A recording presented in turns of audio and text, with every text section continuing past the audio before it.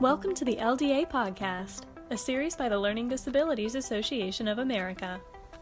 Our podcast is dedicated to exploring topics of interest to educators, individuals with learning disabilities, parents, and professionals to work towards our goal of creating a more equitable world.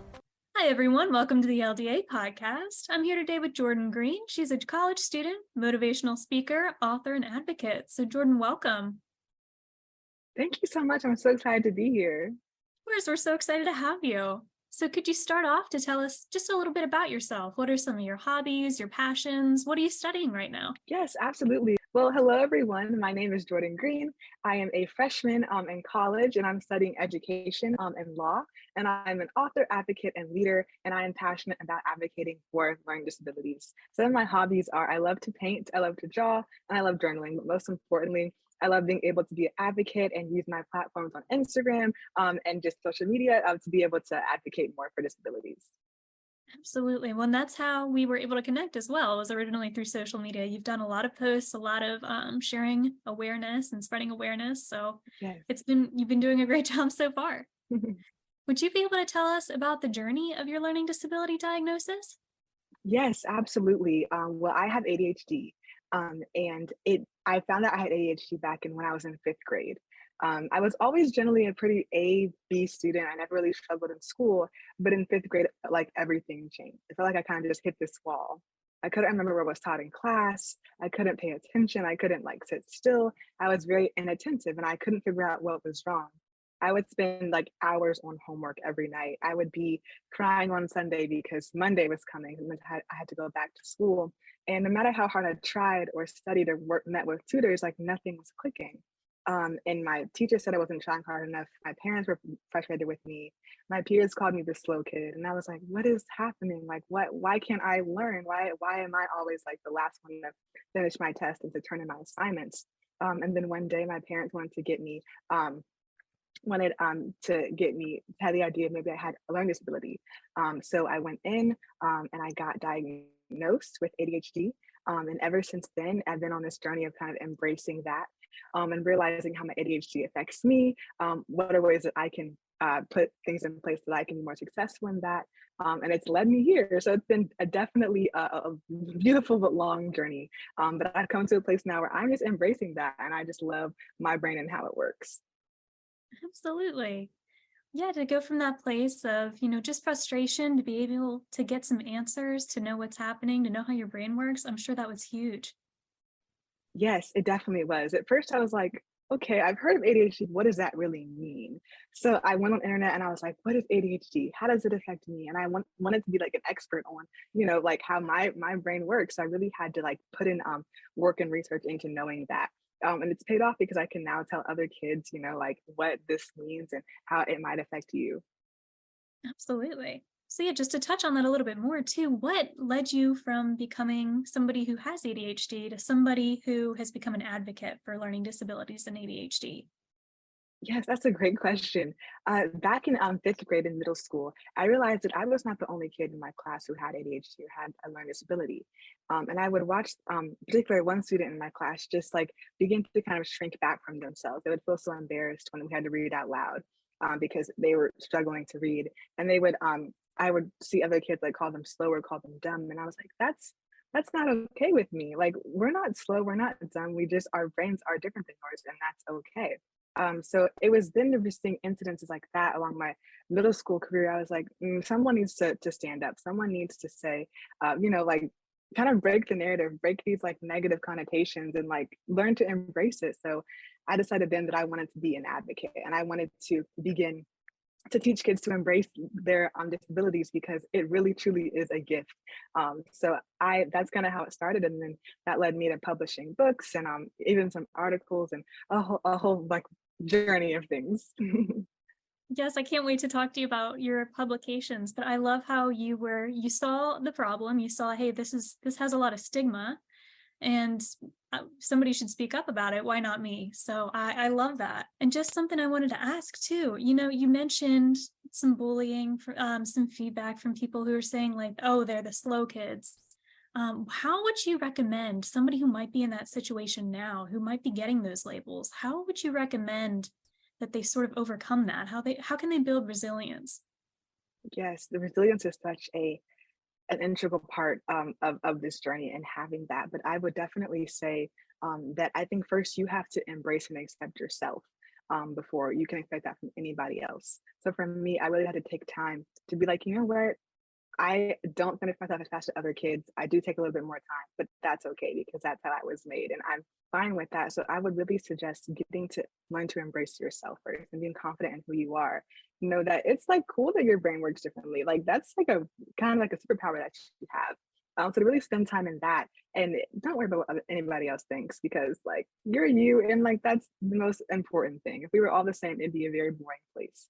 So just start on the inside work. And for me, I did a lot of journaling during that time because journaling is how I expressed myself. So I did a lot of journaling and self reflection and like, you know what?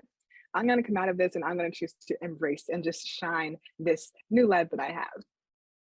I love that answer. Starting with yourself, realizing, you know, that you do think differently, and that's not necessarily a bad thing. So, to start with your publications here, could you tell us about your first book, My Gifted Difference? How did you decide to write that book? Yes, so that book actually, like the idea for that book actually came over Thanksgiving break in like fifth grade. Like I was with my family and we were just talking about, you know, the school year so far. And I was like, I told my mom, I was like, Mom, like these kids in my class, you know, they don't understand what ADHD means. They don't understand what dyslexia or ADD means. And I want to be able to tell people. I want to share my story and I want other kids to know that it's okay to be different. You don't have to feel ashamed. And she said, well, write a book about it. And I was like, oh, yeah, maybe I'll write a book about it. So I just started writing my ideas, writing my story, writing like questions and prompts that kind of helped me during that time. And a couple months later, this book was born because of just like me wanting other kids to know it's okay to be different. I didn't want any other kid to feel alone like I did at first because community is so important and it's so beautiful. And that's how my book, My Gift of Difference, was born. And since then, I've been able to travel across the country to speak to schools about it and really empower those kids who might have felt left out or might have felt less than because of how their brain works. That's amazing. And again, it's just all sort of ties back to your main message of just spreading the word that, you know, learning disabilities and ADHD aren't something to be ashamed of. Well, and I just wanted to talk a little bit more. You have so many different endeavors going on. Could you tell us about the Confidence Club and the Shine Room? Yes. So the Confidence Club is my second book that I published, and that one is kind of based on my life. I moved around a lot as a kid, and at every school, it was kind of hard to find friends. It was kind of hard to build confidence, and I was like, you know what? I can use my story again to help other girls feel confident. So it's about a middle school girl who just moves to a new school in a new state, and how she just encounters mean girls, bullies, and how she learns to eventually just be confident in herself because part of what I want to be known for is just embracing other kids and helping them be confident. That's what that book is about. And the Shine Room is one of my newest endeavors I'm doing. It's a series on my Instagram. And it's all about shining a light on diversity and inclusion because that space is often like not well lit. It's a very, people look at it as like a really sad or dark thing, but it's not because we're here, we're loud about it, and we can be proud about it. So it's all about highlighting people in this community who are just doing amazing things. I have a new series episode going to go out pretty soon, actually. So stay tuned for that if you guys would like to see it. But it's all about just shining a light on different people or organizations or just like inventions that are in that disability and inclusion space. Absolutely. Well, and we love to get some links for all of those things too. We can include them in the show notes so people can follow up and keep up Yes. with what you're doing. I'm sure people would love to see that. Yes, and actually this happened really recently, but like last month, I was invited to be a part, to be the youth representative for the Georgia Learning Disability Association of Georgia's Board of Directors, and that is such a huge honor, and I'm just so excited to see how this position goes, and it's very new, so I'm still kind of getting acclimated to it, but I'm just very excited and honored to be a part of the mission here in Georgia.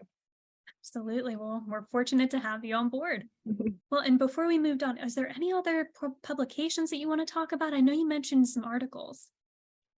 Yes, so I did an article, I think a couple of years ago, about vicarious trauma, and it's all just about like the trauma that you might experience from being isolated from people. And as someone who has a disability, there's a lot of times where I just felt very isolated and didn't have a community and felt very alone. But I wanted to bring a light to that and like just provide more insight on community in that. So that's what that article is kind of about. And I wanted to just, let other kids know that you're not alone out there. There's someone just like you who is going to be confident in it and embrace that. So, Absolutely. Well, and you have so much drive and resilience, and I just wanted to know, where do you get that from? I know we talked a little bit about how, it starts with saying, "Hey, I learn differently. There's nothing wrong with that." mm. How have you built this into it's been able to let you advocate to so many different people and spread the word, and I'm sure help a numerous amount of people? Yes, well, I'm so glad you asked this question because when I was first diagnosed with ADHD, that was one of the lowest points in my life. I felt like I was a mistake. I felt like there was something wrong with me. No matter what I did, like nothing would work. And I would just kind of sit in my room sometimes alone and just wonder like, why me? Like, what's wrong with me? And on one of those really dark days, my mom came in and she showed me this Bible verse that said, "You are fearfully and wonderfully made." And it's like a light bulb went off in my head. I was like, wait, like I am really wonderfully made. Like there's no mistake in me. Like I'm made just how I'm supposed to be.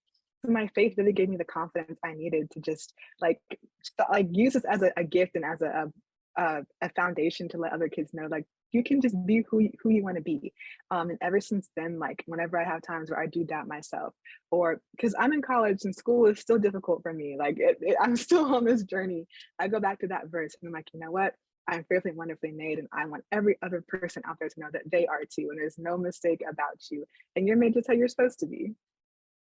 I love that. Yeah, that's awesome. Well, and just if we could talk about that too, I don't know if we've interviewed anybody who's currently in college right now. Could you tell us a little bit what it's like for you? Yeah, so I'm a freshman in college. So, and this is my like second semester. So I am like really in the thick of it, and it's definitely different than high school. Mhm. But I've realized the importance of advocating for yourself. Because I went to a smaller high school and all my teachers knew me, knew my accommodations. But in college, like your professor has a bunch of other students and they may not remember everything that you need. So you really have to like meet with professors and advocate for yourself and say, like, I have this accommodation, how can I, take this test with this time or whatever it is. But the journey has been a little bit rocky in the beginning, but I think that now I'm kind of finding my rhythm and finding that. But I realized that I do have to put in way more studying time than I did in high school because this information is so much more in college. But it's been going really well. It really has helped me develop an even stronger advocating skills for myself and for other girls here on campus. That's so great. Well, we're so glad it's going well for you. So, do you have a favorite experience while you've been advocating for learning disabilities and ADHD? Is there a moment that sticks out to you? Yes. So actually, like I think a couple months ago, I'm on the National Center for Learning Disabilities Youth Council, and PBS reached out to them and wanted to do a documentary featuring some like young advocates in college, and they recommended me for this opportunity. And a couple months ago, PBS came out to my campus and kind of asked me some questions and interviewed me about how my journey has been as a college student with a disability who's also an advocate. And it was just such a cool experience because we had the cameras there. Like I felt very important. Like I was able to just share my story. And it airs soon. It has not aired yet, but it was a really, really cool opportunity because I was like, wow, like my work is kind of paying off now. Like people are being able to just learn more about disabilities and not have this negative misconception about it. But it was very exciting. And I'm looking forward to more exciting things to come in the future. Absolutely. No, we'll have to look for that. That's awesome. So, what advice would you give to another young person with LD? Maybe somebody that's in that rough spot that you were years ago. What would you say to them? Yes, I would say don't give up. Like, I know it's hard. I know you're struggling. I know it feels so alone, but please do not give up because you deserve the same amount of joy and peace that anybody else does. So I would say, I know it's hard. I know you feel alone, but please don't give up because there's something so special about you. And not everyone gets to think the way that we think. So it's kind of like a superpower, So like just lean into that a little bit, but please don't give up and know that you are made exactly how you were supposed to be. There's no mistake about you. So, tell us about your plans for the future. Yes. So after I graduate, I want to attend law school. My big goal is to be able to attend law school, get my JD, but really impact positively policy for education and disability in our school systems. Like that's just what my dream job would be, is to just continue to reform and create more equitable policies for education and disabled students in our schools. So after that, that's what I plan on doing. it's just working in that law and policy field, and hopefully that can lead to some more careers down the road. But I definitely see myself working closely with organizations like this. This is where my passion is, and I want to use my passion of law and advocacy like together. Absolutely. Well, we're definitely rooting for you, and we definitely need you. Thank you so much. Of course. Well, and is there anything else that you wanted to add on? Any other messages before we Uh, close out? I think I would say like just continue to be yourself and keep shining your light. We've all been given just this, a light unique to you, and just to shine. Like, don't shy it away, don't dim it for anybody. Shine your light and be yourself, because being different is definitely a gift. Absolutely. Well, and Jordan, where can people find you? Where can they find your books? Where can they keep up with you? I will have some links in the show notes too, but Yeah, so you can connect with me on my website, jordanagreene.com, and the Greene has an E on the end of it, or my Instagram, which is Jordan A. Greene as well.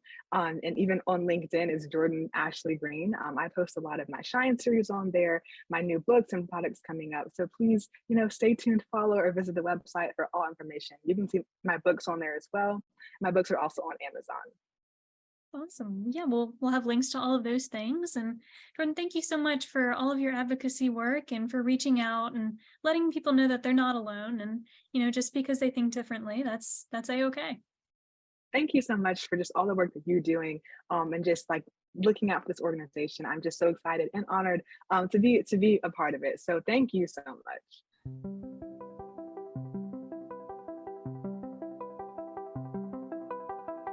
Thank you for listening to the LDA podcast. To learn more about LDA and to get valuable resources and support, visit ldaamerica.org.